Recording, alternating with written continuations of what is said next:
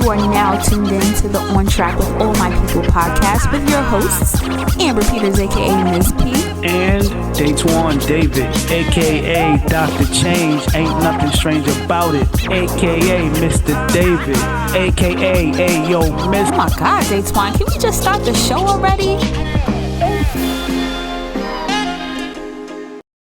I heard some of you counselors is out here riding dirty. Like, why y'all out here without no systems, without no timeline, without knowing which kids need? What we doing? What are we doing out here? So clearly, you got something to get off of your chest. I in this episode, right? I do, because I'm tired. I'm exhausted. Okay, so, something that I think I've learned over time is that when I'm listening to people talk about their issues, is this going to be you want to just for us to listen, or you want us to solve something? What do you look? We need to solve this problem. Solve this problem. That's what we're here for. We're here to solve the problem because we're tired. She's tired. She's tired. Here's the thing, right? When you guys are like building a program, right? It is important to have systems and processes. And when people are not seeing them, right, it makes it hard for people to help you to do your work better. Or to support you and what you got going on, to support your vision, to support your dream for your students. It makes it really difficult for us to do our work. So, yeah, we definitely need to talk about it. Okay. So, with that being stated, welcome back to On Track with All My People podcast. The podcast where we're innovating, celebrating, elevating. And you're lying because that's... It's not innovating. You're lying. I lied? You're lying. Interviewing? What's the I for? Amber, I'm old. Investigate. There we go. Investigating and innovating. We're investigating, celebrating, and elevating. Man made it up, y'all. I did. That's our tagline. He made it up, and he don't remember what the I mean. Ice, baby. Well, let me tell you how innovative I am. I'm going to change that I up every single episode. No, we're not. So we are investigating, celebrating, and elevating the field of college and absolutely, career. 100%. And so. I'm going to start off because usually you do it. I am Daitwan David, A.K.A. Dr. Change, and I'm here with Amber Peters, A.K.A. Mizz P. You see how he almost forgot his own name? I did, right? Because she got me frazzled.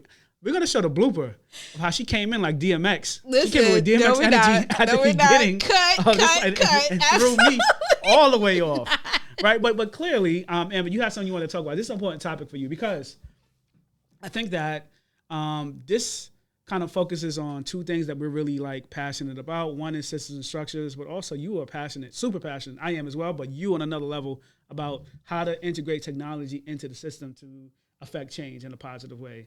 So kind of bring us into like, why is this an important topic for you before we kind of delve into it? I mean, so here's the thing, right? Without systems, we make our lives harder, right? I'm the girl who always says work smart, not hard, right? Because I feel like when I first started in this field, I was working hard. For sure. And definitely not smart. For sure.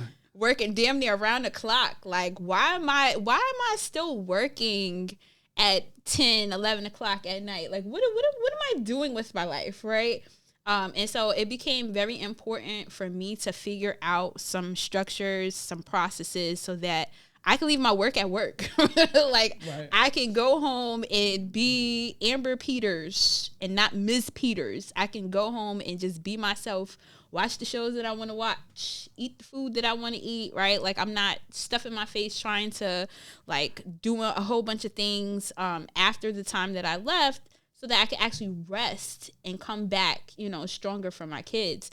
So employing systems and structures were like the thing that I really had to figure out is the code I had to crack in order for me to be more efficient. Yeah, I agree with that. I think I was putting on a cape and just running around just trying to help people aimlessly. Like, it wasn't aimless per se, but it was like, hey, there was going to be burnout that was experienced because there wasn't a system and structure to support the level of work that I was doing, but also the need of the people I was servicing. Absolutely. So, you mentioned being able to kind of just organize yourself and also what you got in our fancy notes, being able to kind of limit burnout. So clearly this is a topic that you wanted to talk about. One of the things that I know you've stressed, especially post-pandemic, you were peeved. I'm using a fancy word. You were peeved. It's like a English word, right? Peeved. I guess. So you were peeved at the fact that post-pandemic, schools stopped using and leveraging technology in a way that was helping students. I didn't understand. Yeah, so I talk didn't about get that. it. Okay, so here's the thing, right? We got introduced to all these tools. I ain't going front. Like, here's two things, right? At the time that we were introduced to this lockdown thing, one, I was super excited because I needed a nap. I didn't realize how much sleep I needed until then, right? For sure. But then I also got to learn new tools that actually like helped me to expand my reach so much, right? Like, we texting back and forth. That was great.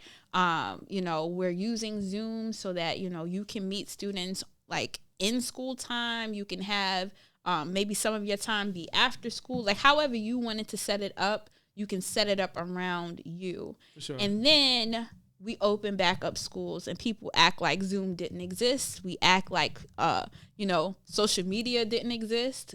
Like we just let go everything that we learned that was effective, right?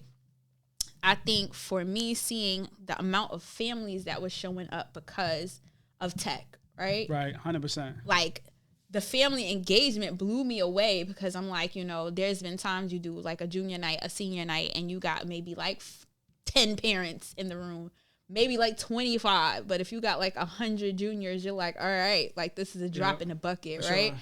So like being able to use those tools and seeing people show up in real time, like, yo, that was crazy to me. And then we get back to school and everybody's like, oh yeah, we don't need those anymore. Like, we're back in school. And like, yes, we should have a component that is face-to-face, interpersonal. Yes. But also technology also allows us to do those same things, right? You could go live and talk about something, and then like the parent can go back and watch the recording and then ask you questions. There were so many ways that we could have utilized the tech to really like engage families, engage students that we left behind post-pandemic. And it was just ridiculous. For sure.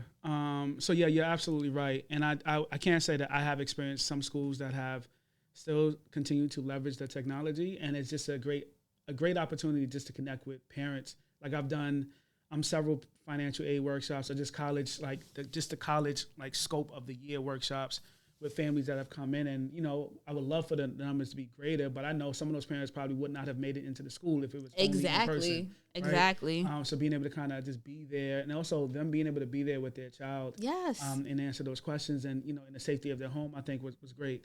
So I guess we're going to get into the topic. Can you talk about go back a little bit, because like you rushing through this, Ben. Listen, we want to make sure you guys get it right here. So like the one thing that I also think about tech, because like tech is my thing, right? It's my jam, right? You want to make sure that you're automating your processes, and that is something that tech can help you with. A lot of times we feel like we have to do it all, right? And so we end up losing time by trying to do I got to send all the emails. I got to make all the phone calls. Right? But you can use tools like within tech to actually schedule out things, right? And so like you're not babysitting anything, right? Daitwan, you used to do something, and you told, I don't know if you told the people about it, but I know you told me about it, where you would be having a meeting with a student and then like creating a scheduled mail to go out to them right in the moment. Yeah. Can you tell them about that? Yeah, for sure. So a part of what I realized is what you talked about is, during the pandemic, what I can't say was the downside of the pandemic, I had no concept of time. So students always had access to me. And so what was happening is that I was working like around the clock during the pandemic, crazy. And so what I wanted to do was to figure out how can I create more balance and ease and follow-up. And one of the things that I started to do was to schedule emails and text messages live with the student. And I would ask them like key information that's going to be like, hey, when is the optimum time for you to respond to this, for you to have what time is your parent coming home? Oh, they're coming at 5:30. I'm going to make sure this text message or this email is being sent to you at 6 o'clock. So you're reminded about what it is that you need to do. I saw that there was an increased rate of responses. Some students ignored it, but others have like, Mr. David, thank you for the reminder. Or I was able to kind of send that directly to the parent as well. So just being able to kind of leverage the basic things like the emails and text messages and schedule remind. And I know Apple users probably feel some kind of way because when I say you can schedule a text message, they're like, what? You can do that? Yes, you can. Yes, you sure can. Catch up. So right. with that being said, that was a game changer for me because I had, in the moment, just like, hey, we're going to be holding you accountable to this particular thing. And a lot of students would go home and forget. I was like, well, there's no option of forgetting now. I know you're on your phone. Exactly. Right? Now the conversation becomes, do you want it or not? It's about accountability. Do you want it or not? Because you can forget. I forget things. That email being sent and that text message, and sometimes it wouldn't even just be for that day. I'd be like, hey, I know that you said you can't do this till Wednesday. Today is Monday. You're getting the email scheduled to you on that Wednesday. So we are able to kind of keep the ball rolling. So that was a win for me. And I love that, right? Because you're automating, right? And then, you don't have to remember, did I send this email to this kid? You did it in the moment, and the kid is getting it at just the right time. Genius. Genius. Yep. That is my go-to best practice, and I think I was able to see a lot of results, and it just became like hey, this is also a recap. This is a recap of what we discussed. What are you supposed to do next? And that I'm going to follow up with you because all I need to do now is go into my sent or go into my text messages. I know what was discussed. And then I try to make sure that they're building etiquette, right? Like respond to this message. Let me know that you received it. That part, going back to that etiquette. Yeah. The other part of tech is in having a system and process, we need to have a system and process around teaching young people how to respond.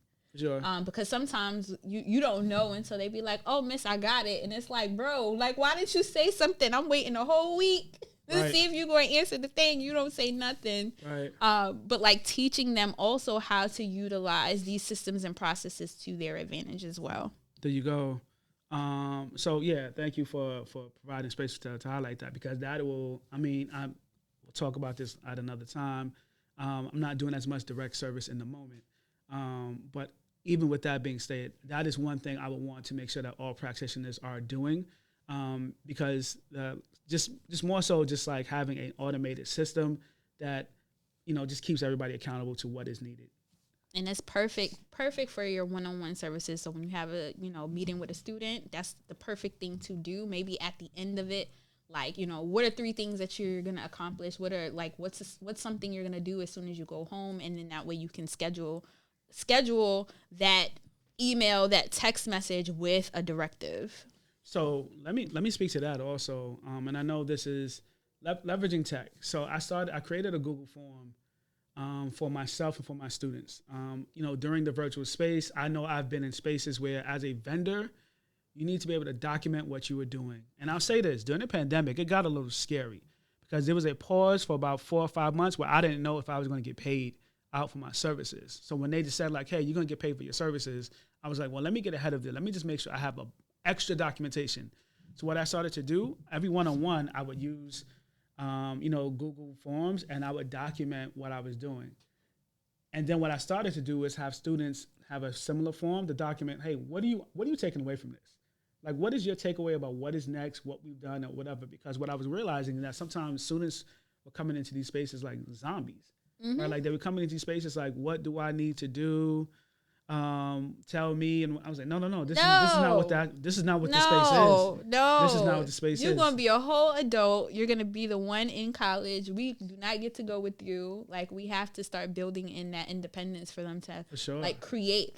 This is what we did. This is how it's important. They need to have that language for themselves moving forward. Yeah. And I think, just having the ability for them to put it in whatever verbiage they need to better understand what was said. Because now I can look at it and be like, oh yeah, you got this right. Or no, let's adjust this because you have a different task to do. You may not have understood that well. Mm-hmm. But yeah, getting back into the tech, how are we thinking about tech in this space? Listen, so I want to know from you, what are your favorite tools for running a program? If you were going back into your college counseling vendor days, you sitting down with a kid, mm-hmm. or you helping the counselor to get set up for programming for the year, what are some tools that you would use? Yeah, so there's one thing that is connected to the next thing, and I'm experiencing it in a couple of different schools that I'm at. I've had training that has informed me that the best way to set yourself up for success for the year is to have like a laid out scope and sequence before the year begins. Like what are you doing at each step? What events are coming up? What are the things and the tasks that students need to complete and that you need to complete, right? For many counselors, including myself, a lot of times that was just like intuitive in our heads, which sometimes, would make it challenging to be as strategic as you needed to be when other things started to happen and, kind of pop up out of nowhere, right? So just being able to kind of lay out that foundation, especially like I was spending time in one of my recent schools and they have a counselor that is new to the field. And that person is trying to navigate having seniors do the applications and everything and figure that out. And then also having juniors kind of understand how they prepare for the next thing. And then also having freshmen kind of figure out like who they are and then sophomores kind of start figuring out careers. That is a lot for somebody that is new to kind of figure that out, right? It's a lot. That's a whole lot. So just being able to kind of, if it's mapped out month by month with tasks and events and everything that they can do, then it makes things easier.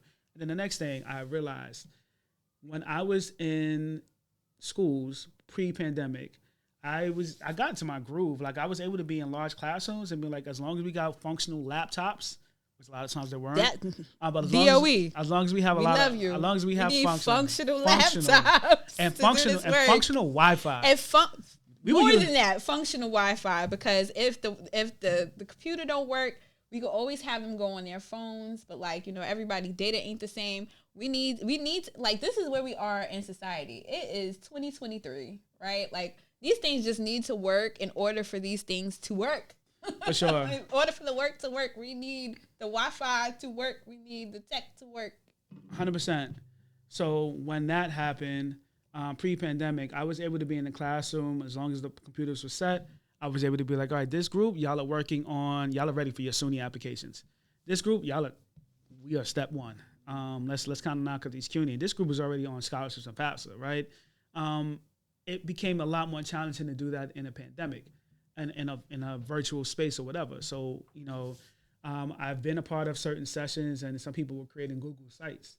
And I was like, well, I'm going to create my own Google site. And it became really dope. And I know when I've shown it at PDs, other people have taken it on, adopted it, and really done phenomenal things. But the primary reason for the Google site is to allow students to operate at their own pace. So I'm going to be able to come in and just screen record and write the instructions of this is exactly what you need to do to complete this application, and this is what it means. These things that don't have the asterisk next to it, skip that. We don't care about none of that stuff right there. It's just extra work that you don't need to worry about. And so it allowed for like the asynchronous thing to happen where if anybody wanted to move ahead because they were prepared already, or their parent wanted to be able to understand without having to come to us, that like Google site was a godsend for me for sure. That is, okay, here's the other thing is like what I will say to counselors is like, y'all gonna have to get in your influencer bag. Y'all gonna have to get in your content creation bag. Break that down. So like, here's the thing, right? We have a unique opportunity now in 2023 to be the people who are driving the work, right? And so what that means is just like Daitwan and his Google site, right? We get to have this whole asynchronous thing where kids are able to move at their own pace, right? They're on-demand learning. And so in order to facilitate that, we need to find ways for our kids to be able to get those quick wins on their own, right? So if it's a tutorial that we film and be like, hey, this is how you do this. If you have paperwork already kind of filled out so that they can go and like do their own paperwork and then like kind of copy the process. They're not copying the answers, but they know how the paperwork is supposed to be filled out and it's linked. These are the things that we need to do as the influencers, as the content creators. We get to create those things that can help our kids to be successful. So that's what I mean by that. 100%.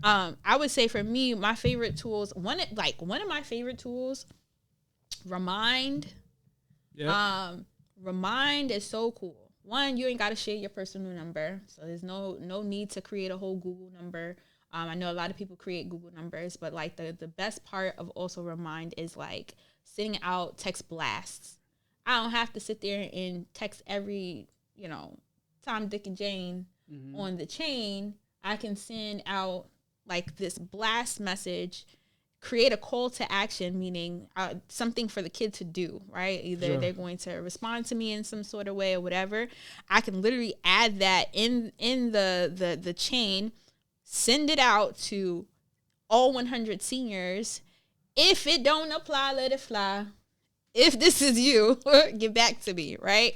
And like literally set up the conditions to where the people who do need the help, right? Like let's say it was a task that they already completed. If it doesn't apply, let it fly. They know that they don't have to respond. But if this is you, they have now the message to message you back, right? And then now you're only talking to the people that you targeted with that message going out. Or you can even get even more down into the weeds if you're keeping track of like who did what.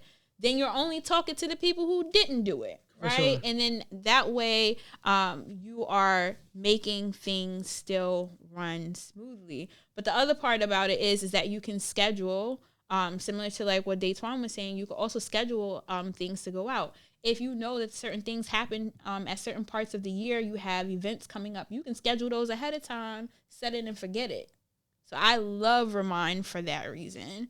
And I think for me, the other thing is like Google Calendar or Calendly, right? So for those of you who are able to meet with students one-on-one, to build that autonomy with the student, because they're going to have to create appointments for lots of things, for right? Sure. Doctors, their advisor when they get to college and stuff like that. So like having them to start to build in that professional practice of setting an appointment with you can also be helpful. One, you know where you need to be at what time. And then they know that I got a 30-minute appointment with Miss So-and-so at this time, right? And if they don't show up, that's on them. It was scheduled between the both of y'all, right? That's how life works. 100%. So now you know who you're meeting when. If you want to add like a little form in there, tell me what you need help with. You can literally make this thing kind of like run itself. For sure.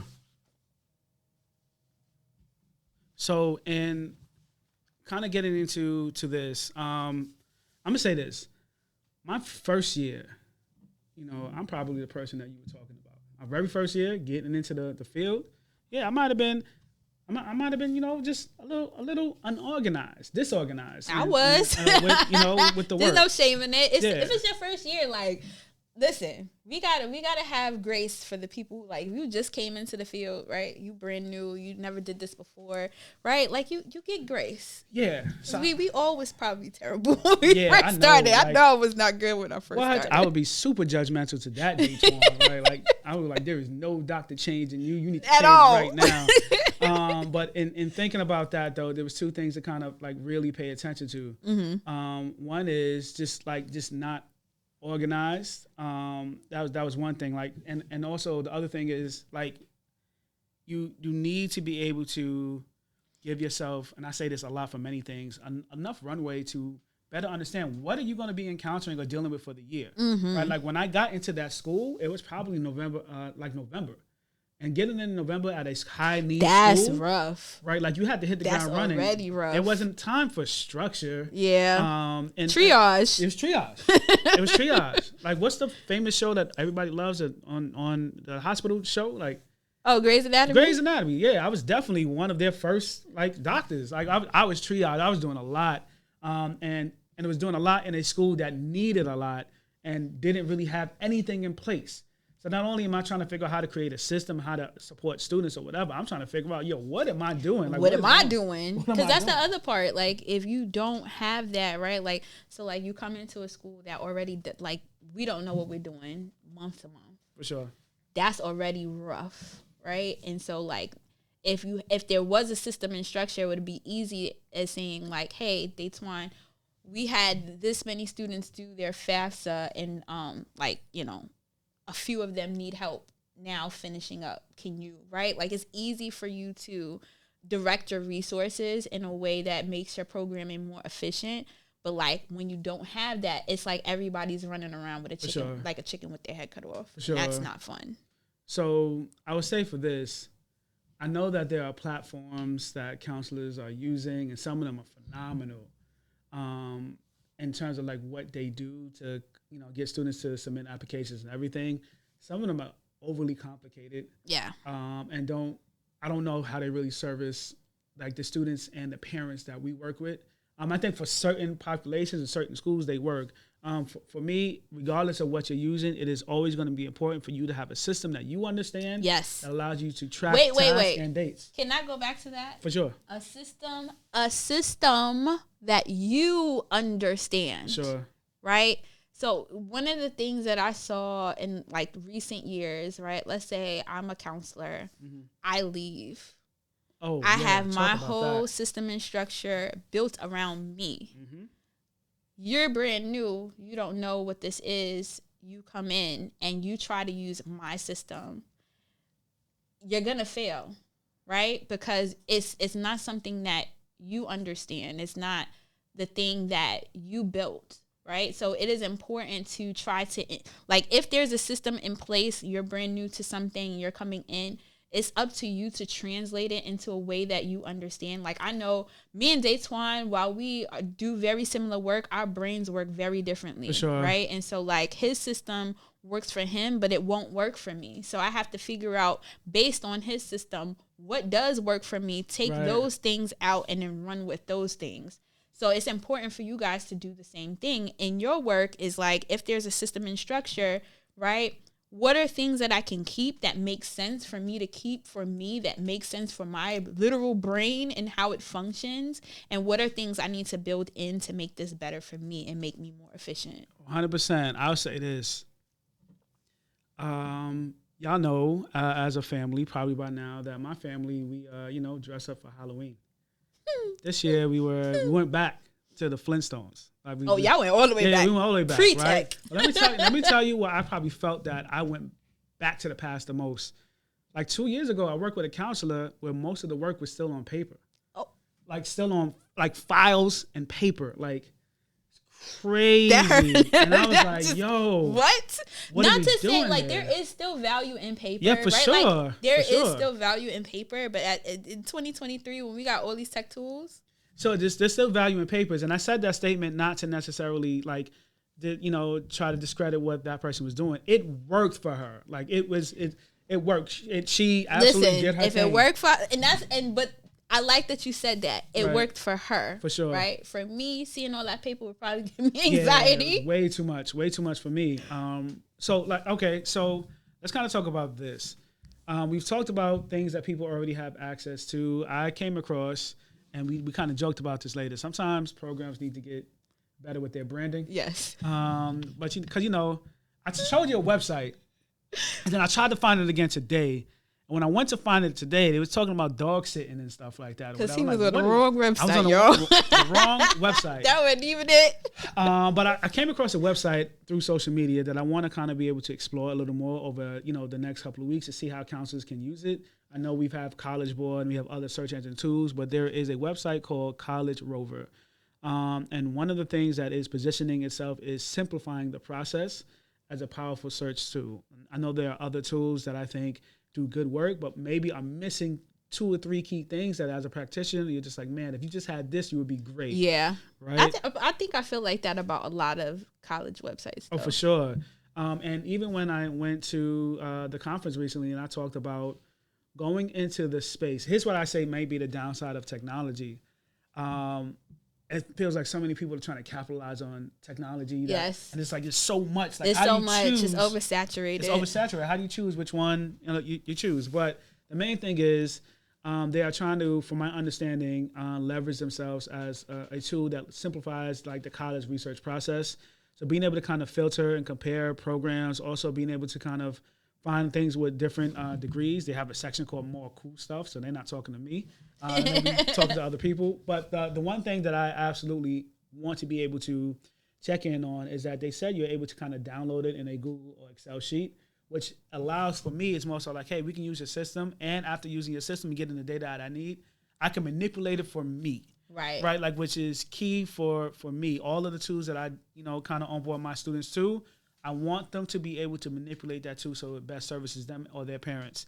But with that being said, though, we would be remiss, right, not to kind of talk about a tool that you use and a tool that you created. Oh yeah. Right. That services as one being able to leverage technology in the space. Let's talk about On Track for College. Yes. What are you asking me about? On Track for College. On Track for College. So listen, not so shameless plug. On Track for College. I developed this. So as a counselor in the field, I was working at a school in Harlem as a college counselor. So this is like before I actually started to do my own thing.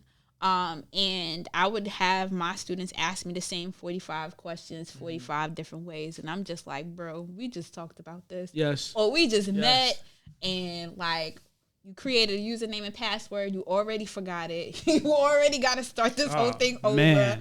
And I'm like, listen, I'm tired of this. For sure. How can I make this a little bit easier? Also, this was before Google Classroom. Google Classroom wasn't that popular. I think it had just came out, but we didn't really know how to leverage it or use it. So I wanted a way to organize all the tools I would use with my students. And so I had took a course called Apps Without Code, and pretty much with a person who literally, she made $1 million off of a spreadsheet. A spreadsheet, right? It was a form attached to a spreadsheet. So the form pretty much was like, I think it was like interior design services or something like that. And it helped you to figure out what type of art you would like in your home. And she sold that link for $1 million. That's fire. And so she showed, her name is Tara Reid, by the way. And so she showed people how to create these codeless apps. Like, you don't need to spend, hundreds of thousands of dollars on an app developer, yada, yada, yada. So I said, you know what, let me see what I can do. So pretty much what it started was, it was literally just all of my favorite tools in this app, and then also notifications that went out to tell students what to do when, right? That way I'm automating, right? I don't have to, listen, pay attention to your phone. You're on your phone anyway. I can't never get you off it in class, right? So that was like, hey, did you do your FAFSA, right? Now I can have more rich conversations because they know that there's a task for them to do. They know that there's something that they need to be doing. First thing they doing, coming back to me, Miss Peters, wait, hold on. I seen you send a message about doing the FAFSA. Like, I didn't start. Right? Like, what do I do, right? Then I can have more of a conversation with that student. Eventually, I changed it up. I did a lot of revamping, and so there's a checklist feature in there to keep kids accountable to themselves, right? I know what I need to create senior year, I can check off as I go, as I complete these items. There is a news section, so like when things, come out, like this FAFSA that is launching, right?